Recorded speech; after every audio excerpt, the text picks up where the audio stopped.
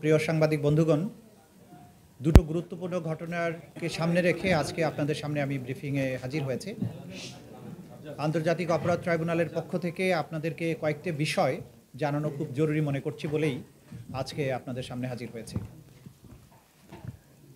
গতকালকে দুটো ইম্পর্টেন্ট ঘটনা ঘটেছে, আপনারা দেখেছেন। একটা হচ্ছে বাংলাদেশে জুলাই আগস্টে যে সংগঠিত মানবতা বিরোধী অপরাধ এবং যে হত্যাকাণ্ড ঘটেছিল নিষ্ঠুরতম পন্থায়, সেটার ব্যাপারে জাতিসংঘের একটা ফ্যাক্টস ফাইন্ডিং মিশন কাজ করেছিল এবং তারা পরশু রাত্রে তাদের প্রতিবেদনটা প্রকাশ করেছেন। সেই প্রতিবেদনে তারা সুস্পষ্টভাবে উল্লেখ করেছেন যে শেখ হাসিনা এবং তার সুপিরিয়র রেসপন্সিবিলিটির আন্ডারেই বাংলাদেশে জুলাই আগস্টে গণহত্যা সংগঠিত হয়েছিল, মানবতা বিরোধী অপরাধ সংগঠিত হয়েছিল। শেখ হাসিনার কমান্ড রেসপন্সিবিলিটির বাইরেও আওয়ামী লীগের সাধারণ সম্পাদক ওবায়দুল কাদের এবং তদানীন্তন স্বরাষ্ট্রমন্ত্রী আসাদুজ্জামান খান কামাল, তারাও এই হত্যাকাণ্ডের নির্দেশদাতাদের মধ্যে অন্তর্ভুক্ত বলে জাতিসংঘ রিপোর্ট দিয়েছে। জাতিসংঘের রিপোর্টে যে সমস্ত বিষয় উল্লেখযোগ্যভাবে বলা হয়েছে সেগুলোর মধ্যে একটা হচ্ছে যে তারা বলেছেন 1400-র মতো মানুষ নিহত হয়েছেন, আহত হয়েছেন 14,000-এর কাছাকাছি মানুষ। এই হত্যাকাণ্ডের রাষ্ট্রীয় বাহিনীগুলো, গোয়েন্দা সংস্থা, বিভিন্ন সামরিক, আধা সামরিক এবং পুলিশ বাহিনী এই হত্যাকাণ্ডে অংশ নিয়েছে, সেটা তারা উল্লেখ করেছেন। তারা আরও উল্লেখ করেছেন যে এই হত্যাকাণ্ড চালানোর সময় বিশেষ করে নারী এবং শিশুদেরকে টার্গেট করে হত্যা করা হয়েছে। নিহত 1400 মানুষের মধ্যে শিশু 118 জন। শিশুদেরকে বিশেষভাবে টার্গেট করে মানুষকে এই হত্যাকাণ্ডটা চালানো হয়েছে যাতে করে মানুষের মধ্যে আতঙ্ক ছড়িয়ে দেওয়া যায়। জাতিসংঘ তার প্রতিবেদনে আরও উল্লেখ করেছে যে যারা আহত হয়েছিলেন তাদেরকে চিকিৎসা সেবা নিতে বাধা দেওয়া হয়েছে, অ্যাম্বুলেন্স আটকানো হয়েছে, হাসপাতালের বেড থেকে গ্রেপ্তার করা হয়েছে, চিকিৎসা না দিতে বাধ্য করা হয়েছে, মৃত্যুর কারণকে ভুলভাবে উপস্থাপন করা হয়েছে, গোয়েন্দা নজরদারি করার মাধ্যমে ছাত্র নেতৃবৃন্দকে গ্রেপ্তার করা হয়েছে, তাদেরকে তুলে নেওয়া হয়েছে সিস্টেম্যাটিক পদ্ধতিতে, সেগুলো তারা উল্লেখ করেছেন। এই যে জাতিসংঘ রিপোর্টটা প্রকাশ করলেন, তারা যে সমস্ত কথা উল্লেখ করেছেন তার সাথে আমরা আমাদের আন্তর্জাতিক অপরাধ ট্রাইব্যুনালের তদন্ত সংস্থা যে তদন্তটা করছেন সেই তদন্তে আমরা যে সমস্ত তথ্য প্রমাণ আদি পাচ্ছি, জাতিসংঘের অধীনে সংগঠিত যে তদন্ত এবং আমাদের তদন্তের মধ্যে আসলে মৌলিক কোনো পার্থক্য নেই। তারা আমাদের এই তদন্ত সংস্থার কাছে যে প্রাপ্ত অভিযোগ এবং আমরা যে প্রাপ্ত তথ্য সেটার সাথে হুবহু তাদের এই রিপোর্টের মিল রয়েছে। তারা বলেছেন তারা এই বিস্তারিত প্রতিবেদন প্রকাশের পরে তারা বেশ কিছু সুপারিশ করেছেন। সেই সুপারিশের মধ্যে 5টা সেক্টরে তারা সংস্কারের কথা বলেছেন। একটা হচ্ছে বিচার বিভাগের ব্যাপারে তাদের সুনির্দিষ্ট প্রস্তাবনা আছে, পুলিশ এবং সিকিউরিটি সেক্টরের ব্যাপারে প্রস্তাবনা দিয়েছেন, সিভিক স্পেসের ব্যাপারে তারা নাগরিক অধিকারের ব্যাপারে প্রস্তাবনা দিয়েছেন, পলিটিক্যাল সিস্টেমের সংস্কারের কথা বলেছেন, ইকোনমিক গভর্নেন্সের কথা বলেছেন। তা আমাদের সাথে রিলেটেড যেহেতু বিচার ব্যবস্থা, সেই সংক্রান্ত ব্যাপারে জাতিসংঘে যেগুলো বলেছেন, তারা যেটা বলেছেন, যেহেতু সরকারের প্রধানের কমান্ড রেসপন্সিবিলিটিতে এই ঘটনাগুলো ঘটেছে এবং রাষ্ট্রীয় বাহিনীগুলো এটার সাথে সম্পৃক্ত ছিল, যে সমস্ত অফিসাররা এই ঘটনার সাথে জড়িত ছিল বলে প্রাথমিক তথ্য প্রমাণে পাওয়া যাবে, জাতিসংঘ সুপারিশ করেছে প্রত্যেককে সাসপেন্ড করার জন্য, ফেয়ার এবং ইম্পার্শিয়াল ট্রায়াল যাতে হতে পারে। যেটার ব্যাপারে আমরা সবসময় জোর দিয়েছি যে ফেয়ার এবং ইম্পার্শিয়াল তদন্ত এবং ট্রায়ালের জন্য যেহেতু এই সমস্ত অফিসাররা রাষ্ট্রীয় গোয়েন্দা সংস্থা সহ বিভিন্ন বাহিনীর সদস্য, তাদেরকে যদি চাকরিচ্যুত না করা হয় বা সাসপেন্ড না করা হয়, তাহলে আসামিদের প্রভাবের কারণে সাক্ষীরা আদালতে আসতে ভয় পাবেন, তদন্ত প্রক্রিয়া বাধাগ্রস্ত হবে এবং বিচার প্রক্রিয়া ব্যাহত হবে। আমরা এই প্রসঙ্গে উল্লেখ করতে চাই যে একই কথা আমরা কিন্তু বারবার বলছিলাম। এখানে তারা আন্তর্জাতিক অপরাধ ট্রাইব্যুনালের আইনের কিছু সংস্কারের কথা বলেছেন, যা তারা যখন রিপোর্টটা তৈরি করেছেন তার আগেই কিন্তু আন্তর্জাতিক অপরাধ ট্রাইব্যুনাল আসলে এই সংস্কারগুলো করেছে, নেসেসারি যে সমস্ত অ্যামেন্ডমেন্ট। শুধুমাত্র তাদের একটা কনসার্ন আছে যে মূল মৃত্যুদণ্ডের ব্যাপারটা যেটা আছে সেটা তারা বলেছেন একটা মোরাটোরিয়াম, অর্থাৎ এক ধরনের মৃত্যুদণ্ড যদিও দেওয়াও হয় সেটা যাতে স্থগিত রাখা হয় এরকম একটা প্রস্তাব করেছেন। এইটার সুযোগ যেহেতু আমাদের ট্রাইব্যুনালের বিচারকদের হাতে ক্ষমতা আছে, তারা কি ধরনের দণ্ড দিবেন কি দেবেন না সেই বিষয়টা পরে দেখা যাবে।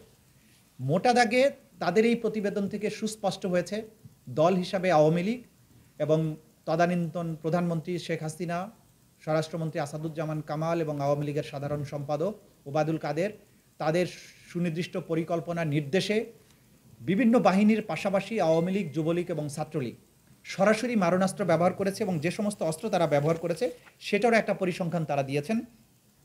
শর্টগানের গুলি ছিল 12%, পিস্তলের গুলি ছিল 20%, মিলিটারি রাইফেলের গুলি ছিল 66% অর্থাৎ, এবং অন্যান্য অস্ত্রের আঘাত ছিল 20%। এই অস্ত্রের ব্যবহার এবং আহত নিহতদের এই পরিসংখ্যান থেকে বোঝা যায় যে একটা পুরো রাষ্ট্রযন্ত্র একটা জনগোষ্ঠীকে ওয়াইড স্প্রেড এবং সিস্টেম্যাটিক পদ্ধতিতে তাদের উপরে ঝাঁপিয়ে পড়েছিল তাদেরকে নিশ্চিহ্ন করার জন্য।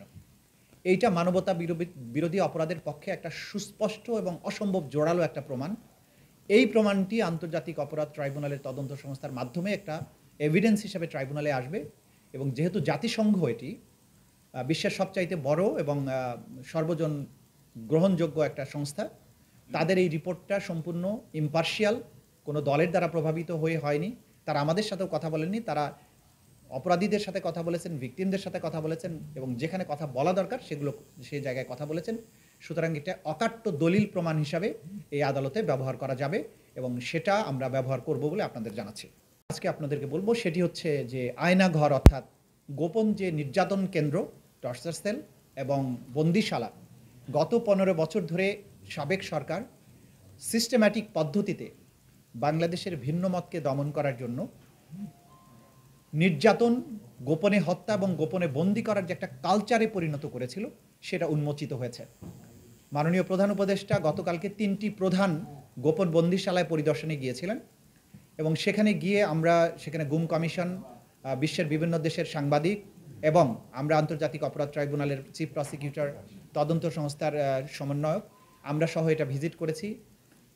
যে বিভৎসতার চিত্র আমরা দেখেছি, যে সমস্ত ইলেকট্রিক চেয়ারের কথা যেটা ছবি এসেছে আপনারা জানেন, অনেকে এটা ভুলে বলেছেন যে শক দেওয়ার জন্য, এটা শক দেওয়ার জন্য না, ওই চেয়ারে বসিয়ে আসলে ঘুরানো হতো। একটা চেয়ারকে বসিয়ে যখন হাত পা বেঁধে দিয়ে ঘুরানো হয় কি পরিণতি হতে পারে আপনারা সেই বিভৎসতা কল্পনা করতে পারেন। একটা মেয়ে নারী ভিকটিমের কথা আমরা শুনেছি, তা একটা 11 বছরের মেয়ে, তাকে তার মা সহ গ্রেপ্তার করা হয়েছিল, তুলে নেওয়া হয়েছিল। আসলে তার মাকে তার সামনে হাত করা বেঁধে পুলিশ সদস্যরা তাকে নির্যাতন করেছে, কান্নাকাটি করেছে। সে মোটা ছিল, তার ভেতরে হাত করাটা কেটে মাংসের মধ্যে বসে গেছে। 11 বছরের বাচ্চাটা পাশেই একই জায়গায় বেঁধে রাখা হয়েছে, চোখ বেঁধে রাখা হতো। বাথরুম করতে গেছে, হাত করা খুলে দেয়নি মহিলা, তার মেয়ে 11 বছরের মেয়ে তখন তাকে সাহায্য করেছে, তার হাত করাটা খুলে দিয়েছে। একটা 11 বছরের বাচ্চা সহ একটা নারী রেহাই পায়নি, পুরুষ সদস্যরা তাকে নির্যাতন করেছে এবং ওই মা আজও ফিরে আসেনি। আমরা ধারণা করছি তাকে হয়তো হত্যা করে তার লাশ কোথাও ভাসিয়ে দেওয়া হয়েছে। সেই মেয়েটা কিন্তু আইডেন্টিফাই করেছে কোন জায়গায় কোন কর্নারে তাকে রাখা হয়েছিল, কিভাবে তাকে নির্যাতন করা হয়েছে দেখিয়েছেন। 3টি ডিটেনশন সেন্টারে বন্দিরা যারা ছিলেন তাদের মধ্যে উল্লেখযোগ্য 2 জন বা 3 জন করে বন্দিরা গিয়েছিলেন। তারা আইডেন্টিফাই করেছেন কোন জায়গায় তাকে বেঁধে রাখা হতো, কোন বাথরুমে তাকে নেওয়া হয়েছে, কি কি যন্ত্রের সাথে তাকে টর্চার করা হয়েছে। আমরা যেটা দেখেছি যে এই টর্চার কেন্দ্রের ব্যাপক আলামত বিনষ্ট করা হয়েছে। নির্যাতনের জন্য যেখানে তাকে আটকে রাখা হতো, ঝুলানো হতো, সেগুলো ভেঙে ফেলা হয়েছে। অনেক আলামত আমরা জব্দ করেছি। ইলেকট্রিক শক দেওয়ার ব্যবস্থা ছিল, চোখ বেঁধে রাখা হতো, 3 feet by 3 feet, 2 feet by 3 feet cell, সেগুলো প্রধান উপদেষ্টা দেখেছেন, তিনি নিজে ঢুকেছেন সেগুলোর ভেতরে। অর্থাৎ একটা মানুষকে পৈশাচিক পদ্ধতিতে কত নির্মমভাবে নির্যাতন করা যায়, এই বন্দিশালাগুলো ভিজিট না করলে একজন মানুষের পক্ষে বিশ্বাস করাটাই কঠিন ছিল। আমরা যেটা বারবার বলেছি যে এই নির্যাতন কেন্দ্রগুলো ছিল এবং যারা এর সাথে সম্পৃক্ত তাদেরকেই কিন্তু আমরা গ্রেপ্তারের জন্য বা এই বিচারের জন্য মুখোমুখি করতে চাই। এই দুটো তথ্যের পাশাপাশি আমরা যেটা বলবো যে অনেক কর্নার থেকে নানান ধরনের আর্গুমেন্ট করার চেষ্টা করা হচ্ছে যে বিভিন্ন আইন শৃঙ্খলা রক্ষাকারী বাহিনী, নিরাপত্তা বাহিনীর বিচার কি তাদের নিজস্ব আইনে করা যায় কিনা। আপনাদেরকে সুস্পষ্টভাবে বলতে চাই, আন্তর্জাতিক অপরাধ ট্রাইব্যুনাল আইন 1973 সেটি সংবিধান দ্বারা সংরক্ষিত এবং প্রোটেক্টেড। এই আইনটি বাংলাদেশের সকল আইনের উপরে তার বিশেষ মর্যাদা আছে। এই আইনে মানবতা বিরোধী অপরাধ, গণহত্যা, যুদ্ধ অপরাধ, এই সমস্ত আন্তর্জাতিক আইনের অধীনে যেসব অপরাধ আছে তার বিচার করা যায়। বাংলাদেশের সেনাবাহিনীর আইনে বিডিআর বলেন, বিজিবি বলেন, র্যাব বলেন, কোনো আইনই গণহত্যা, মানবতা বিরোধী অপরাধের বিচার করার কোনো ব্যবস্থা রাখা হয়নি। এবং সুপিরিয়র রেসপন্সিবিলিটি এবং কমন রেসপন্সিবিলিটির কোনো বিচারও কিন্তু এইসব আইনে করার সুযোগ নেই। সুতরাং যারা এই সমস্ত অপরাধী বাহিনীর মধ্যে থেকে অপরাধে সম্পৃক্ত ছিলেন তাদেরকে বিচার করার একমাত্র উপযুক্ত ফোরাম হচ্ছে আন্তর্জাতিক অপরাধ ট্রাইব্যুনাল। যারা যারা এই আইনে এখানকার মামলায় যাদের বিরুদ্ধে গ্রেপ্তারি পরোয়ানা জারি করা হয়েছে, আমরা রাষ্ট্রকে, আইনশৃঙ্খলা রক্ষাকারী বাহিনীকে বলবো নির্দ্বিধায় যে সেই আদালতের আদেশগুলো তারা যাতে পালন করেন, এবং সকল বাহিনী, সকল ব্যক্তিকে আমরা অনুরোধ করব যে একটা রাষ্ট্রের বিচার ব্যবস্থাকে সাহায্য করা আপনাদের দায়িত্ব, এবং কোনো ব্যক্তি বা কোনো প্রতিষ্ঠান কখনো রাষ্ট্র এবং জনগণের উপরে হতে পারে না। কোনো ব্যক্তি আইনের ঊর্ধ্বে হতে পারে না। জাতিসংঘ খুব ক্লিয়ারলি বলেছেন যে এই সমস্ত যারা ক্ষমতাসীন বিভিন্ন পদে অধিষ্ঠিত থেকে অপরাধ করেছেন তাদেরকে যাতে সাসপেন্ড করা হয়, আমরা এটার সাথে একমত। আমরা মনে করি যাদের বিরুদ্ধে সম্ভাব্য যারা অপরাধী, যাদের বিরুদ্ধে আমরা তথ্য প্রমাণাদি পাচ্ছি, যাদের বিরুদ্ধে ওয়ারেন্ট ইস্যু হচ্ছে এবং ওয়ারেন্ট ইস্যু ছাড়াও যাদের ব্যাপারে প্রাথমিক তথ্য প্রমাণ পাওয়া যাচ্ছে, আমি সরকারের কাছে অনুরোধ করব জাতিসংঘের এই তথ্য অনুযায়ী সেই ব্যাপারে যাতে সরকার পদক্ষেপ গ্রহণ করেন। এবং আপনারা ইতিমধ্যে জেনেছেন, সরকারও বলেছেন যে তারা জাতিসংঘের রিপোর্টকে স্বাগতম জানান, সেটার ভিত্তিতে যথাযথ পদক্ষেপ নেওয়া হবে আমরা আশা করছি।